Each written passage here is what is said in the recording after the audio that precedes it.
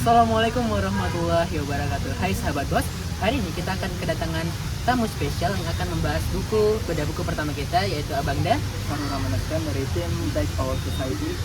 Oke, Bang, hari ini Bang, apa nih bedah buku pertama kita dan judulnya apa tuh? Oke, bedah buku pertama kita akan membedah buku Atomic Habits namanya. Gimana sih Bang garis luar dari Atomic Habits ini? Oke, disclaimer dulu ya teman-teman. Jadi Atomic Habits ini kita bakal menceritakan kalau teman-teman tahu statement apa yang kita pikirkan akan menjadi apa yang kita ucapkan. Lalu apa yang kita ucapkan akan berubah menjadi apa yang jadi kita lakukan. Apa yang kita lakukan nantinya akan berubah seterusnya menjadi apa kebiasaan kita. Lalu apa kebiasaan kita akan menjadi apa karakter kita. Dan karakter kita ini yang akan menjadi masa depan kita. Nah, buku ini kita bakal membahas panjang ke lebar tentang apa yang kita pikirkan, apa yang kita bicarakan, apa yang kita lakukan, dan apa yang menjadi kebiasaan kita. Di buku ini kita akan membahas tips and trick dari keempat permasalahan tersebut. Wah, keren banget nih teman-teman, garis besar dari garis Atomic Habits-nya. Nah, Bang, boleh dong Bang, dibedah dulu isi bukunya apa aja sih? Oke, pertama kita akan mulai dari bab 1 dulu ya Kang. Di bab 1 kita akan bicara tentang dahsyatnya kekuatan atomik. Dahsyatnya Atomic Habits. Jadi di bagian pertama bukunya kita akan disuguhkan sama contoh nyata, kisah nyata dari salah satu negara, yaitu negara Inggris.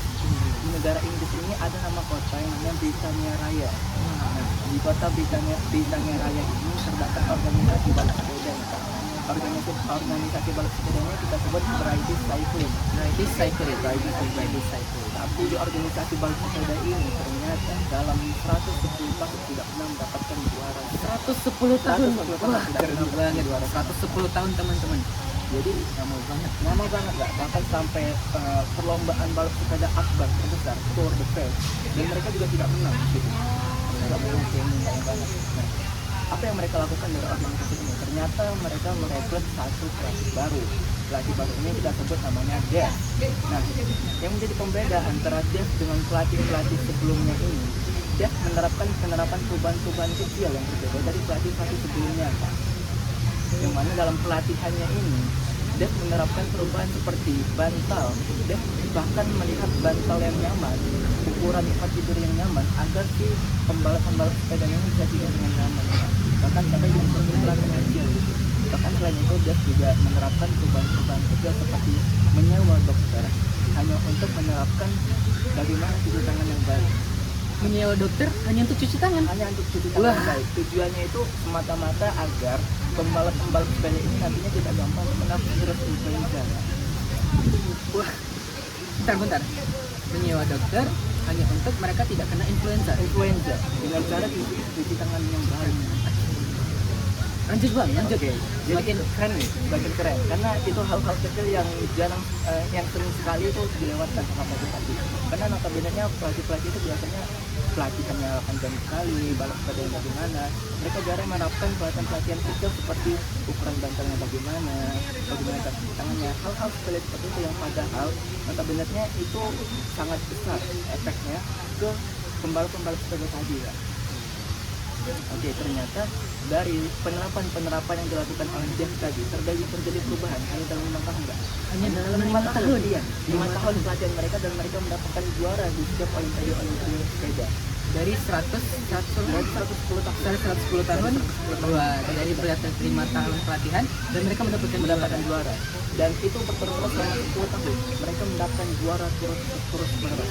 hanya gara-gara menerapkan sistem cuci tangan yang baik dan benar tadi. Salah satunya dan bantal-bantal tadi ya Bang. Dan bantal-bantal tadi. Oke, next Bang. Bahkan olimpiade akbar yang tadinya mereka nggak menang, Tour de France, mereka berhasil menang Pak juara satu. Untuk pertama kalinya. Wah, keren banget. Dari Inggris pertama kali pada saat itu. Keren banget.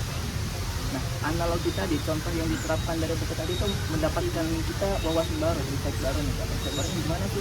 Insight barunya ternyata perubahan kecil yang sering dilewatkan oleh orang-orang ternyata memiliki efek yang luar biasa. Bagi itu pembalap bahkan untuk kita juga gitu. Nah, dari buku ini juga disegerakan dikasih caption. Ternyata dari buku ini ada caption, jika kita bisa merubah 1% di diri kita selama berhari-hari itu menjadi lebih baik, maka kita akan mendapatkan efek yang luar biasa yang bahkan tidak disangka-sangka. Bahkan sampai orang mengatakan bahwasanya itu kaya mendadak. Padahal bukan kaya mendadak teman-teman. Ada proses sebelumnya yang memang prosesnya terbilang kecil banget sampai nggak bisa dilihat. Nah karena nggak bisa dilihat tadi, yang mereka menganggapnya itu kayak mendadak. Berarti hanya karena 1% itu membuahkan hasil yang besar Luar ya. biasa. Oke. Next bang. Oke, jadi di buku ini juga diterapkan bahwasanya satu caption yang menurut saya luar biasa ya. Ternyata sukses yang dianggap orang itu adalah sebuah tujuan. Menurut buku ini bukan. Gimana tuh bang? Penasaran aku. Oke. Jadi kata buku ini adalah sukses itu adalah produk kebiasaan kita sehari-hari. Untuk kebiasaan kita sehari-hari. Benar, bukan transformasi yang hanya sekali seumur hidup. Oke, adik-adik. Jadi sukses itu kita bisa terapkan di tiap hari kita. Bukan transformasi yang hanya bisa kita terapkan satu kali seumur hidup kita. Keren banget. Berarti proses itu harus dilakukan berhari-hari ya bang? Bukan kayak Berhari-hari. "Pluk, jadi gitu ya? Kan? Itu salah satu caption yang luar biasa dari buku ini. Selain itu juga di buku ini menceritakan tentang satu analogi yang luar biasa juga menurut saya. Yang mana kalau kita biasanya nih Kak, biasanya kita lakukan satu percobaan gitu, atau kita bilang kita lakukan satu hal yang menurut kita tuh bikin kita capek gitu ya, karena kita nggak dapat hasil, karena kita nggak dapat hasilnya gitu. Di buku ini diceritakan kalau seandainya kita terdapat di satu momen tersebut, alangkah baiknya kita pergi ke sebuah tukang belah batu, yang mana tukang belah batu ini membelah batu dengan martil. Apa hubungannya bang? Bentar, apa hubungannya antara mendapatkan suatu problem dengan bedah batu? Belah batu. Iya, Oke, benar. gini. Jadi hubungannya gini.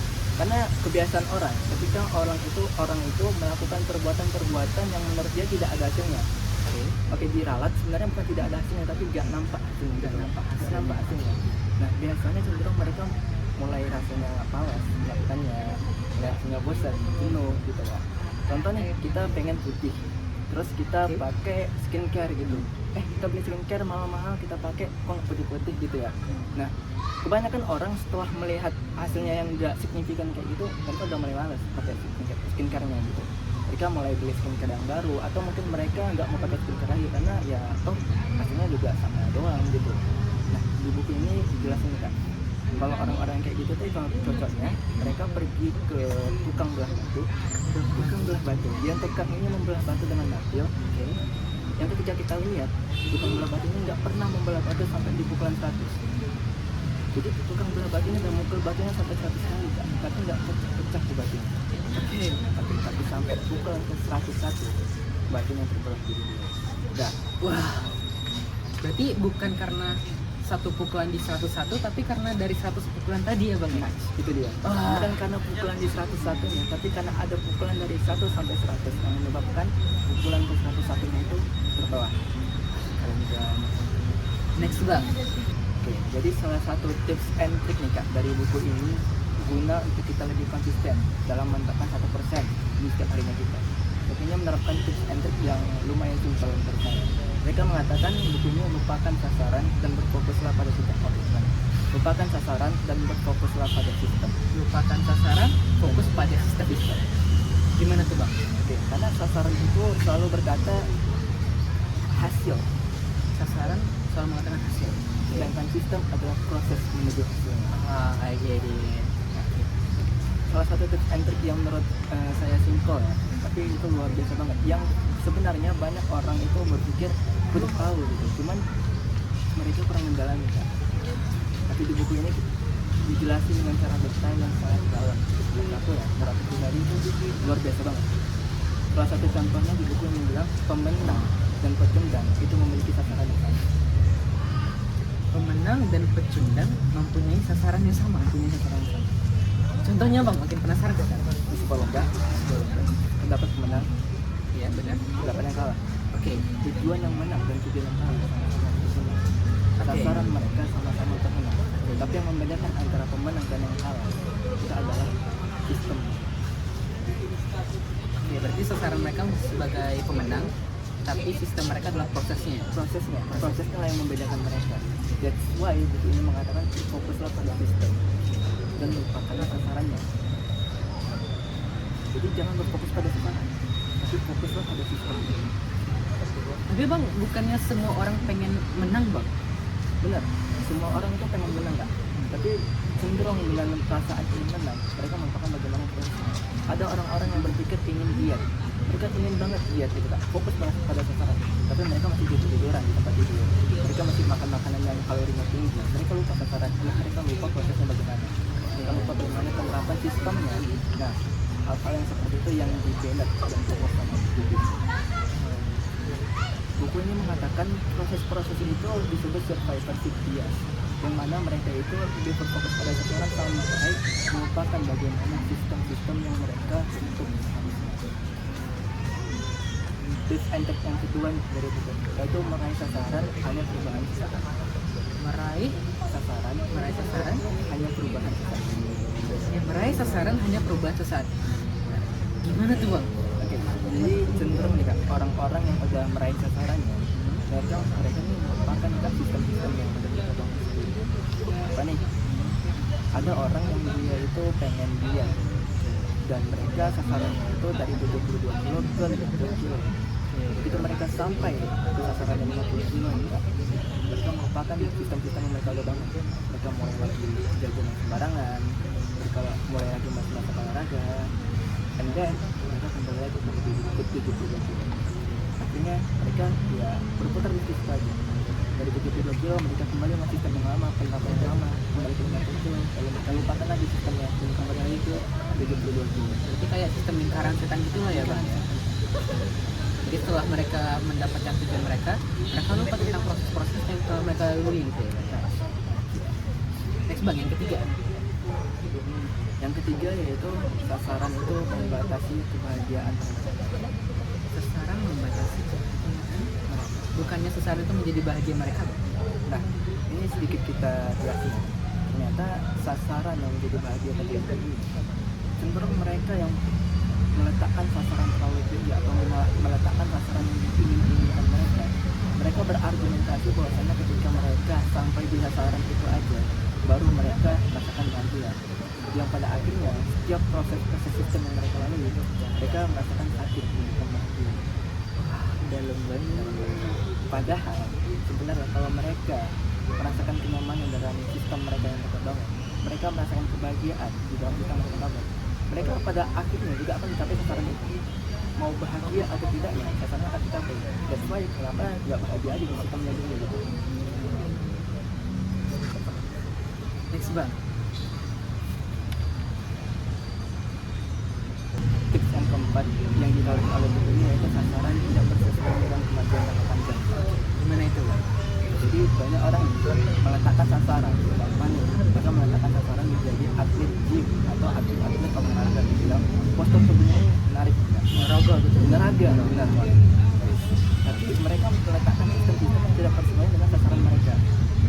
Gimana sih? Mereka ingin menjadi atlet sebagai olahraga atau atlet yang badannya tapi mereka meletakkan sistem itu tidak sesuai dengan sasaran mereka. Contoh, mereka ingin melakukan harusnya buku ini mengatakan harusnya mereka sesuaikan antara sistem yang mereka bangun dengan hasil atau tujuan yang mereka inginkan. Mereka bisa membayangin gini Kak, misalnya kita mau makan hamburger atau kita katakan makan pizza gitu. Yang harus kita hadirkan di dalam pikiran kita adalah kira-kira atlet yang jadi tujuan kita tuh kesehariannya makan ini nggak sih? I see. Dengan filter-filter semacam itu kita bisa menghasilkan sistem-sistem yang kita bangun itu sesuai dengan hasil kita. Dan di buku ini dibilang juga sistem-sistem yang sudah kita bangun dengan kita proyek tadi Kak, dan akan menjadi objek kita itu butuh konsisten walaupun sudah selesai dari hasilnya. Kita di tips yang ketiga. Ya, jadi ketika kita sudah mendapatkan hasilnya sekarang kita tetap harus membangun dari sistem-sistem yang kita lakukan dari awal. Jadi itu sih apa yang ditawarkan dari bab 1 gitu. Oke teman-teman, bagus banget nih tentang isi buku dari Atomic Habits. Nah Bang, mungkin aku bisa sedikit simpulin nih tentang buku Atomic Habits. Bahwasanya kita diajarkan kita tuh tidak boleh terfokus kepada targetnya atau sasarannya, tapi kita harus lebih berfokus kepada prosesnya. Seperti yang Abang bilang contohnya tadi, orang yang mukul batu sampai 100 kali tapi tidak pecah-pecah, tapi pukulan 101 itu batunya pecah, bukan karena pukulannya yang ke 101, tetapi pukulan dari 1 sampai 100-nya baru dia terpecah di pukulan tersebut. Oke, terima kasih Abang Fahrul Rahman untuk sesi bedah buku pada hari ini. Nah, abisnya Abang mau kemana sih Bang? Oke, lagi nggak apa? dari sini sebenarnya baru mau ke acara lagi sih, acara angkat sama teman-teman. Masih acara teman-teman yang rapat gitu. Nah, pas banget nih bang, aku ada parfum dari Adit Parfum. Oh wow. Nah, cocok banget nih untuk kumpul-kumpul bersama teman-teman dengan aroma yang nikmat dan juga nyaman tuh di aroma. Adit parfum. Ya, aku boleh coba. Boleh bang. Sini ya. Iya bang. Ada satu feng-shui-nya. Keren banget ini.